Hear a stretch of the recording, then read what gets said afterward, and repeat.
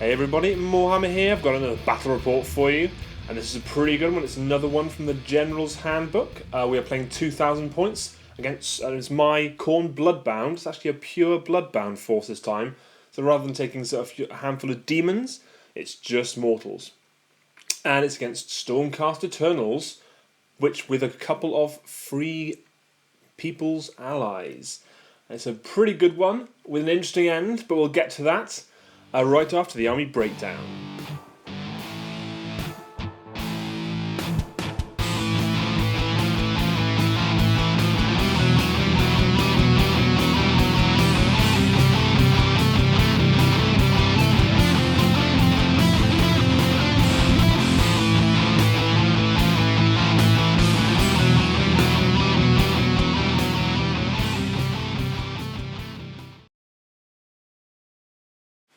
So here is a picture of deployment, and as you can see we are facing each other. We're playing the second mission from the General's Handbook, which there are 4 objectives, kind of 2 in the centre of the left hand bit and 2 in the centre of the right hand bit, kind of opposing quarter type thing. And you score 1 point at the end of, or you score the number of, I think this is, you score the turn number at the end of each turn if you're controlling them, and you have to control them. You have to have more models within 6 inches of the objective than your opponent at the end of the battle, at the end of your turn. So there you go. So like I said, again, sorry it's not totally painted. It actually is all painted now, so you shouldn't see another battle report with any unpainted models. You lucky things. So starting on the far left for me, I've got the unit of 15 Blood Reavers. Then I've got Scar Bloodwrath, a Slaughter Priest, 10 Blood Warriors. Then in the centre there I've got a Blood Secretor and a Skull Grinder, behind which is 5 Wrathmongers. Then I've got a unit of 10 Skull Reapers, then a Khorgorath, behind which is a Bloodstoker and a Spiring Deathbringer. Then I've got another 10 Skull Reapers and 10 more Blood Reavers. Now, the Khorgorath, the Bloodstoker and the Skull Reapers are in the Skull Take formation, and everything else is in the blood-marked Warband formation from the Everchosen book, which basically means that I have 2 drops, so I can choose exactly who I want to go first and who I want to go second. But also they have a whole bunch of other benefits. I won't go through them right now. I'll mention them when they're relevant, but other than that I won't bother. So on his side, starting on the far left, he's got 2 Tempestors. Then he's got a big unit of 20 Swordsmen, behind which is 5 Judicators. Then he's got a Wizard, who he's rolling the law of, I don't know. He allows people, he casts a spell which causes immunity to battle shock. Then he's got 10 Liberators. Then behind the Realm Gate he's got a Lord Celestant and 5 Retributors. Then 3 Prosecutors, a Steam Tank which you can't quite see behind the building thing. And then he's got 20 Great Swords with an Empire General. And that is the armies. So, like I said, I only basically had 2 drops, so I got to choose who would go first and second, and I obviously let him go first, as you might expect for a Khorne army. And he comes forward a little bit. Obviously, he's objective-based game, he's trying to score some stuff, so largely he just pushes forward with everything.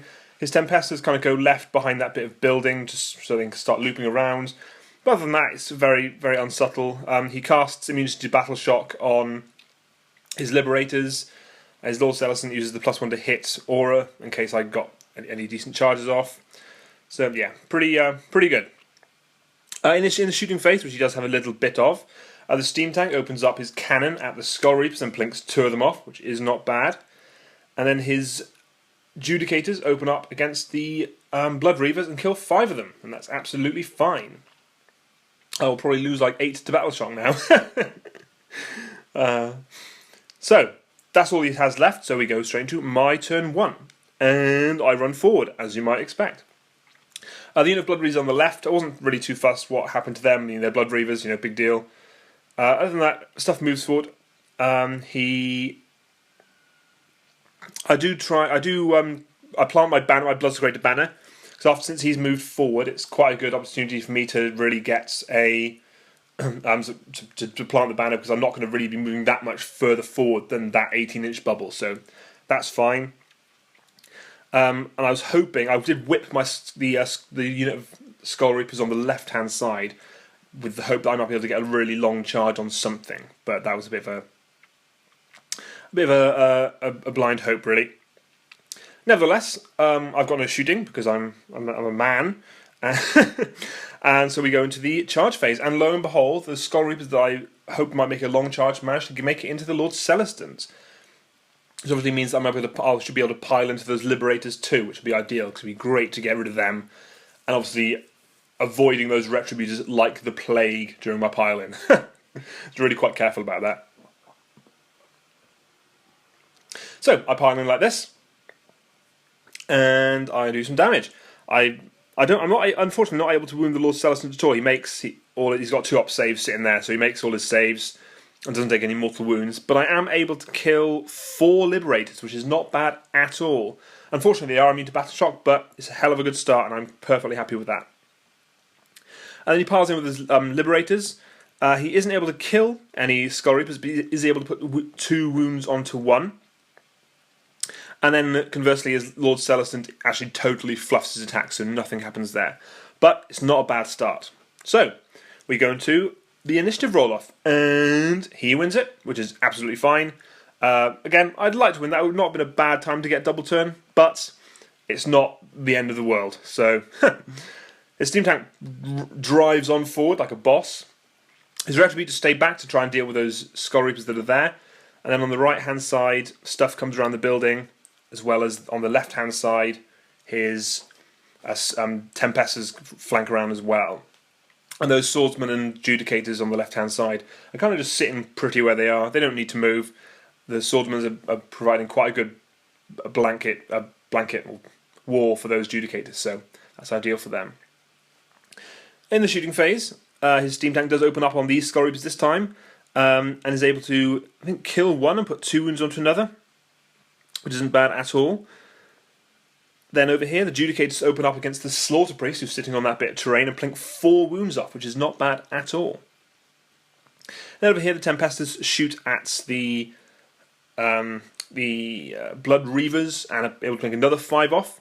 I did give these guys immunity to Battle Shock from the Crown of Conquest. I had that magic item, sorry I didn't go into it, but it's relevant now. I took the Crown of Conquest as one of my items, and gave these guys immune to Battle Shock because I knew they would probably be suffering. So, we go to the charge phase, and the steam tank comes ploughing straight into the front of the Skull Reapers, and I was excited about that. And the Retributors come slamming into the side of these Skull Reapers, and I was less excited about that. And then these Tempesters come pelting into the front of these Blood Reavers, on the side of the Blood Reavers even. So he just decided to go with his Retributors first, which is probably quite wise, and he smashes 3 Skull Reapers apart and puts a wound onto another, so not bad at all. I think he does take a wound in return, but only a single wound, which is not great. So I decided to pile in with my Skull Reapers next, and turns out with all the buffs they have on them, they're pretty nasty. I'm able to take the steam tank down to 3 wounds. So I think it's got a total of 12 wounds, so I take all but 3 off it, which is not bad at all. There's so many attacks coming in. I've got bonus attacks, I've got bonus to hits. There's a lot of stuff happening, which brings it down really nicely, so that's fantastic. So now he's going to be struggling to get the pressure thing going. And then he piles in around with his Liberators and smashes another 2 Skull Reapers in, which is a bit sad, but not too bad. And these guys do absolutely nothing in retaliation at all. And then I do start to pile with my Skull Reapers, and they do pretty well. I managed to kill a total of 2 Retributors, 2 Liberators, and then nothing on the Celestin Prime. So I split my attacks. One of the Soul Terrors goes against the Liberators, and one goes against the Retributors, and then the champion of the unit goes against the Retributors as well. But either way, it's a pretty good start. I'm quite happy about those units fighting those big Stormcast off. It's not bad going at all. Then he piles in with his Tempesters. He's able to kill 3. No big deal. Surprisingly, when I fight back, absolutely nothing happens. So that's fine. So then we go into my turn.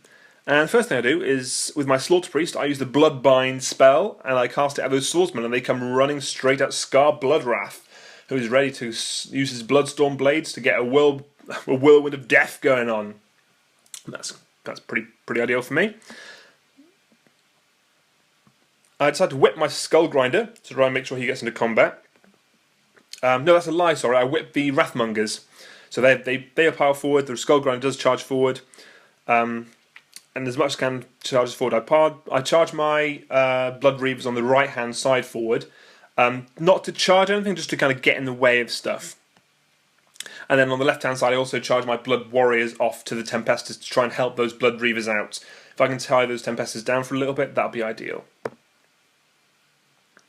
So, again, with no shooting, we go into the charge phase, and the Blood Warriors charge into the Tempestors, no problem. Scar Bloodwrath makes it into the Swordsman, and those guys are going to have a bad time. And over here, my Skullgrinder, my Slaughter Priest, and the Wrathmongers make it into this big old combat here, and hopefully that'll be quite nice. Equally, my Aspiring Deathbringer over here makes it into the back of the Steam Tank. And that was all pretty tasty. So, I decided to go with Scar Bloodwrath first, because I can use the Bloodstorm Blades here, get a whole bunch of attacks, and hopefully do a huge amount of damage. Unfortunately, I only kill like 3, 4. I totally fluff my rolls, what can you do? So there's that. So then he attacks with his Retributors, and is able to smash 2 more of the original unit of Skull Reapers apart, so they are nearly gone. So I decided to attack with my Skullgrinder next, and he's kind of buffed to hell at the moment. He's got +1 attack from the Bloodsecrator, +1 attack from the Aspiring Deathbringer, who's quite close by, and +1 attack from the Wrathmongers. So he's sporting 5 attacks. And he's within 10 inches of my General, who's got the general ability of +1 to hit against Order, the bubble of 10 inches. So he's hitting on 2s, wounding on 2s, 1 rend, 3 damage with 5 attacks, and he just obliterates all 4 remaining Liberators without any problem at all, with wounds left over, so that's absolutely fantastic. Oh, it's brutal. So then he attacks with his Steam Tank, manages to grind down a single Skull Reaper, but takes nothing back, and that's absolutely okay. And then I attack with my Wrathmongers, which have exactly the kind of same buffs as the Skullgrinder had. So they just had like 7 or 8 attacks apiece, and they just murder everything in their path. It was glorious. So yeah, that was pretty nice. I'm quite happy about that. Then he attacks with his Lord Salasant against that Skull Reaper, and he's able to cut off his head. Boo! But that's okay. So I attack with my Aspiring Deathbringer next, my General, and he's able to bring down the Steam Tank. He has like 2 wounds left. I put 1 on with my normal axe, and then I've taken the Demon Weapon as his magic item. I know it's not very good, but it's just fluffy for my character, and it ends up killing the Steam Tank with that. So I'm okay with that. That's brilliant.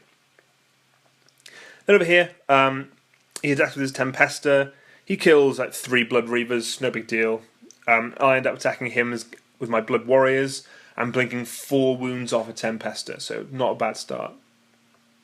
And then over here, his Swordsman pile into Scar, because Scar did not do his job very well, and they put 2 wounds on him, which is that's fine. As long as they sit there, I'm going to be murdering a lot next turn. So we go into the initiative roll-off, and he wins it. And there you have it. That is the end of the game. No, I'm not making a mistake.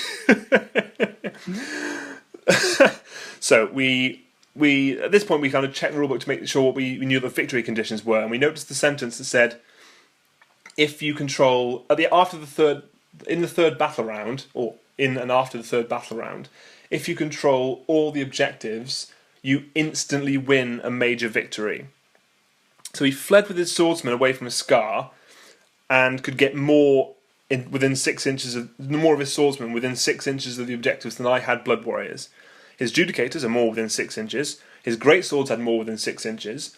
And he flew his Prosecutors over my Blood Reavers onto that final objective, meaning that he had more models within 6 inches than I did of that one. So he instantly gets all 4 objectives and instantly wins the game. And I was like, what? It's just outrageous. And I'm still not sure how I feel about it, to be honest. I cried a lot. I was doing so well, and then he just kind of went, boop, and won the game. So, yeah, very interesting win condition, and it's it's part of the game now. I didn't see it coming. I didn't even read the rule in the rule book. I probably should have read the scenario a bit better. And it cost me the game. And what can you do? Nevertheless, it was still a fun game. It is a loss for the Legions of Khorne, or for the Bloodbound of Khorne.